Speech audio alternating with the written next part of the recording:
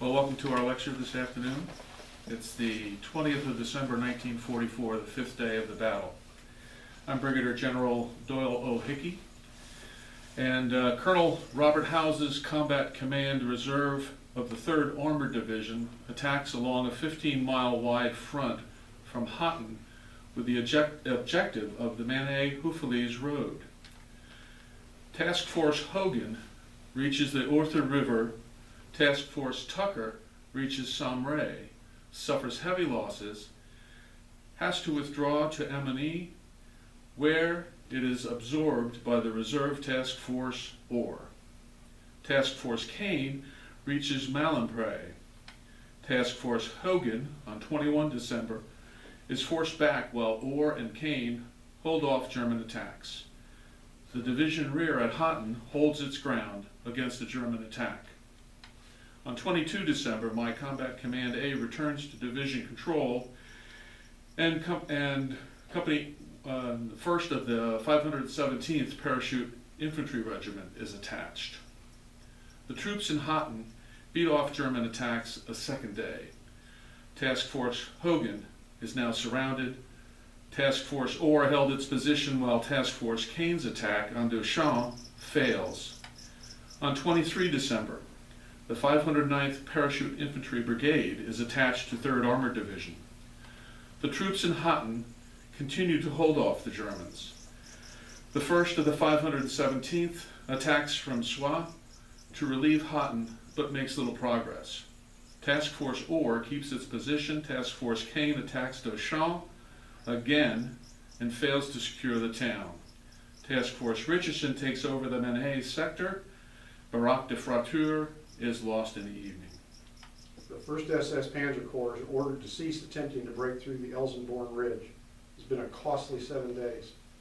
The attacks on Rocheroth, Krinkel, and Don Buchenbach have reduced 9 Grenadier companies in the regiment from 124 to about 60 men each. The Hitler-Jugend Division is transferred to 2nd SS Panzer Corps, which is then transferred from 6th Panzer Army to 5th Panzer Army to reinforce its penetration. The Corps is ordered to move west behind 58th Panzer Corps and attack northwest across the Earth River and Meuse River between Numar and Hue. The division will withdraw from the front and move to an assembly area around Samre. In the clear weather, Yabos make daylight movement impossible. The Hohenstaufen Division is already using the roads, so our movement just started, plus lack of fuel limits the number of units that can move.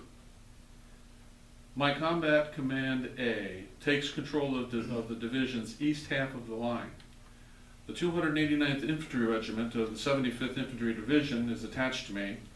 It is to take and defend a 10,000-yard thickly wooded front from Grandmesnil to Arozay. While Task Force Richardson and Combat Command B of the 7th Armored Division are conducting a withdrawal north to better positions, a German attack drives through Manet and turns for Grandmesnil, inflicting heavy losses on both units. 3rd of the 289th, marching to Grandmesnil, encountered German tanks. A K Company soldier knocked out the lead tank in the Trou de Loup, blocking the road. The rest of the 289th advances south through the forests with 2 battalions on line. The battalions lose contact with each other in the dense woods. Company B of the 87th Chemical Battalion with 4.2-inch mortars arrives in Sadzot to provide additional fire support. The 3rd Armored Division platoon of 4 M5 light tanks is stationed with the 87th.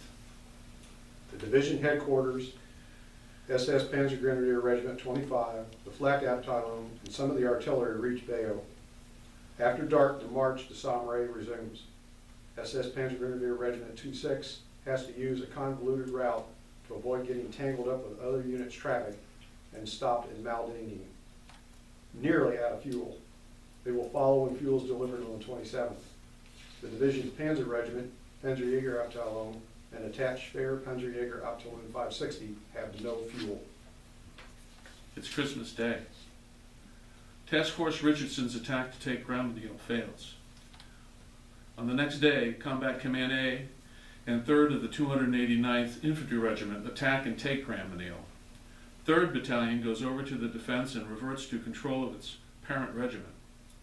Concealed by artillery smoke and heavy fog, Task Force Kane withdraws from Fresno along the trail through Sadzot. The Hohenstaufen Division attacks Val Clenary, Bas Badeau, and captures Villets, but loses Bas Cheval and Bra to Ami counterattacks.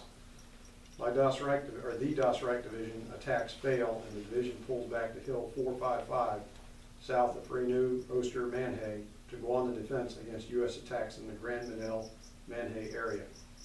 560th Volksgrenadier Division ceases attacks on Amoni. The division headquarters, the Light Company, reaches Samre, followed by the division headquarters and artillery regiment headquarters. The Flak Battalion arrives. SS Panzergrenadier Regiment 25, 3rd Battalion of the SS Panzergrenadier Regiment 26, the Wehrabteilung and Artillery Regiment then arrive. The Panzer Regiment, Panzerjägerabteilung, and Schwerpanzerjäger Abteilung 560 are still in transit. The 1st and 2nd Battalion of the SS Panzergrenadier Regiment 26 abandoned its vehicles when they ran out of fuel and are foot marching the last 35 kilometers.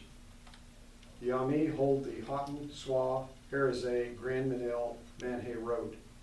We hold the Barrière de Chaplin, the Roche, Samre, Roc de Fracture Road. It is important to cut the Ami Road and make use of it. The areas between these roads is heavily wooded, preventing effective use of armor. North of Alonville, Derby, Beaumont, Vermont, armor can deploy. 2nd SS Panzer Corps is to get the stalled attack going in a northwest direction to cross the Earth River around Derby, continue on to the Meuse. 560th Volksgrenadier is to take Frisy, Herizet, and Amoni. Hitler-Jugend attack through Bos de Paz, Sadzot to the Herizet Grand Manil Road, then turn and take Herizet and Grand Manil from behind. Das Reich is to attack toward Beaumont. Null hour is 1930. The division expresses its concern to 2nd SS Panzer Corps that enemy air presence forces the attack to be conducted at night in dense woods where armor and vehicles cannot be used, meaning the only heavy weapons available will be the medium mortars and Panzerfaust. Effective artillery support is unlikely because the long distances and terrain could block radio communications. In the morning, one of the light tanks in Sadzot moves south into the woods to check for enemy presence. The mortarmen see the tank stop, turn around, and race back into town. The tank commander has been shot dead. A German sniper is assumed to be the culprit. 2 hours later, a 6-man patrol from the 75th Infantry Division arrives from the north. After talking with Lieutenant Duncan of Company B of the 87th, the patrol leads south into the woods. About 15 minutes later, the mortarmen hear German machine gun fire in the distance. While wondering what happened to the patrol, a firing mission comes in and all troops man the mortars. In the afternoon, Company B of the 87th sends out patrols half a mile to each flank to make contact with friendly forces, but cannot find anyone. The weak SS Panzeraufklärungsabteilung 12 takes over part of the Das Reich sector, so SS Sturmbannführer Ernst Craig's Kampfgroup can be attached to me. My scouts found an Ami position near Solos Ilal Creek and Osni River Junction north of the road bend and a gap to the west before encountering an Ami unit north of the Osni. My SS Panzergrenadier Regiment 25 will make a night infiltration attack. Trucks will carry us to Doshan and foot march the rest of the way to prevent being detected. Radios are not expected to work over the long distances in the train and no phones are available. 2nd Battalion on the left will take Sadzot and advance north to Herizet Grand Manil Road. 1st Battalion on the right is to take Briscoe. 3rd Battalion will be held in reserve at the edge of the woods with the pack.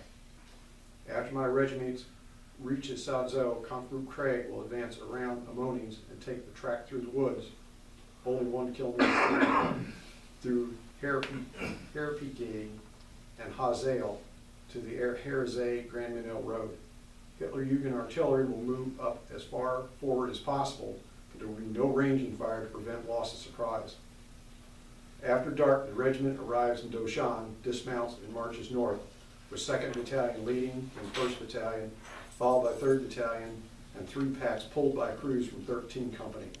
The 3 kilometers to the Ammonians La Fosse-Dauchan Road intersection. The regiment stopped, rested, and the troops ate. In a single file column, we moved out. A full moon aided navigation. In sub-zero temperatures, the heavily loaded SS Grenadiers marched through deep snow for 5 hours, carrying the medium mortars and Panzerfaust, making good progress. The trail's elevation raises 140 meters in the middle of the forest, then drops 100 meters near Sadzot. 2nd Battalion has a short exchange of fire with an Army patrol and captures them all. The POWs are sent back along the column to the division headquarters. At 1830, a Company B of the 87th Chemical Mortar Battalion Guard ran back to Sadzot to report seeing Germans in the woods.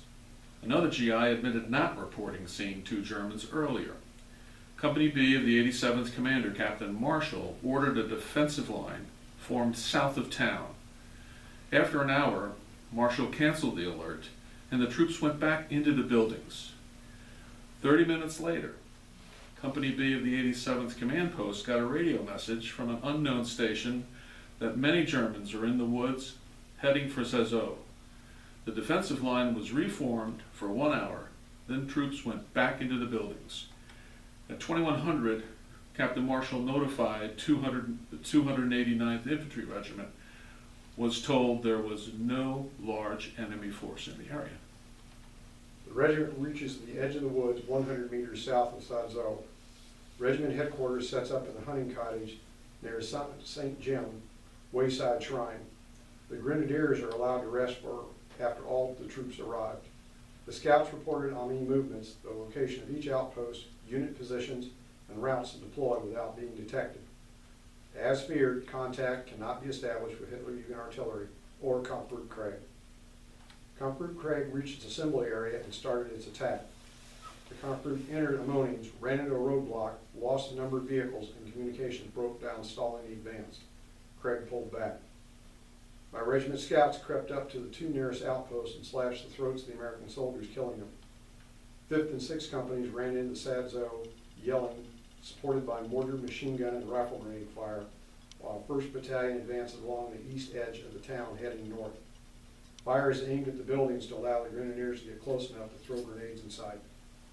Many of the Company B of the 87th sentries were in farmhouses keeping warm rather than standing outside on duty, but Corporal Bill Cummings was at his post and saw the Germans advancing. In a hail of fire, he ran into 1st and 2nd platoon command posts, raising the alarm. As Cummings ran to a 3rd house, he was killed by German fire. Those who could used liberated M1 rifles, submachine guns, BARs, 30 and 50 caliber machine guns to engage the Germans. Weapons fire and explosions woke the 30-man demolition platoon of the 509th and the 509th commander, Major Tomasik. Outside the command post, he determined the battle was near Sadzot, 3/4 of a mile away.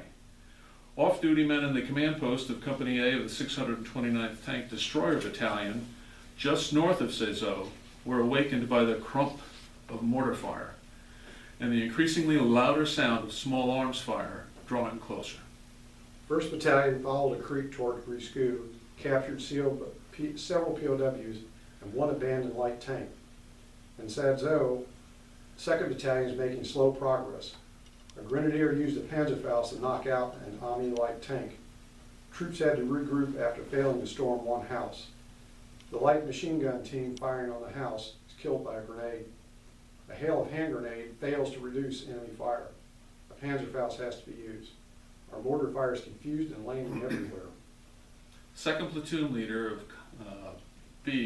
Company B, 1st Lieutenant Gordon Byers, ran to a nearby light tank and ordered its commander to move forward. The commander refused. So Byers took out his .45 pistol, placed it to the head of the tank driver, and repeated the order. The tank drove south, towards the Germans, with Byers riding on the rear deck, firing the anti-aircraft machine gun until it was out of ammunition. Byers dismounted and withdrew to the company command post at the north end of the village. Almost an hour after midnight, Tomasik ordered Company B of the 509th to find out what was going on. At 0100, a 629th Tank Destroyer Battalion Command Post notifies the 289th Infantry Regiment HQ of the battle. The command post called 1st of the 289th and 2nd of the 289th, who reported no sign of the enemy. 54th Armored Field Artillery Battalion reported to Combat Command A there were Germans in Sadzot and the woods to the south. Captain Charles Grimshaw and First Lieutenant Anthony Covada established a perimeter defense around the Company A of the 629th Tank Destroyer Command Post with cooks, clerks, mechanics, and Company T2 Armored Recovery Vehicle and 3 M10s there that were resting. Company B of the 509th, the XO of Company B of the 509th, First Lieutenant McCarthy, reported to Tomasic he had encountered 2 Company B 87th mortarmen, saying Sadzot is being attacked by hundreds of Germans. The 509th was 3rd Armored Division's only reserve and under orders not to get involved in combat without 3rd Armored Division Commander General Rose's orders. All attempts to contact General Rose until 0154 failed. Knowing the Arrozay to Grand-Menil Road was critical to holding the sector, Tomasic called all company commanders together. The battalion was to reassemble north of Sadzot and attack. As mortarmen arrived at Company B of the 87th Command Post, Captain Marshall learned the firing was caused by large numbers of Germans attacking from the south. Marshall ordered Platoon Sergeant Brewer to get to the main road and find tanks and infantry to help. At 0120, Marshall calls the 289th Infantry Regiment headquarters reporting, quote, location attacked by small enemy force, completely disorganized, close quote. Followed shortly later by, quote, enemy infiltrating positions, request help, close quote. The resistance in Sadzot is stronger than expected. After investing the town considerable time to consume clearing each of the thick stone-walled buildings instead of pushing on to the Arrozay Grand-Menil Road. The fighting lasts over 2 hours. While clearing the town, 2nd Battalion spots enemy tanks to the north. Without long-range anti-tank weapons, pushing further north is impossible. The troops are worn out by the long march, cold, and from being outside for 12 hours, plus the companies are badly intermingled. Reorganization will have to wait for dawn. The Grenadiers move into the buildings to warm up, discover food, and start eating. At the north end of town, Lieutenant Walker ordered 6 mortarmen to form a defensive line. Platoon Sergeant Brewer reached the Arrozay Grand-Menil Road and turned east to a 2-story house, hoping it was the command post. It was the 289th Infantry Regiment command post. Brewer spotted a colonel and reported the German attack. After a pause, the colonel said he had no help to send. All his units were deployed. The colonel then ordered the command post move. Brewer got very excited and insistent, and the colonel decided to call the 75th Division headquarters to get help. 629th Tank Destroyer M10 gunner, Tech 5 Barney Young, fired 3-inch high-explosive shells at a range of 300 yards directly in front of the enemy. Their screams of pain and confusion were audible over the din of battle. The lead elements of the 1st Battalion reached the Arrozay Grand-Menil Road near Chapelle in Brisqueux and unsuccessfully tries to establish contact with 2nd Battalion, who should be on its left.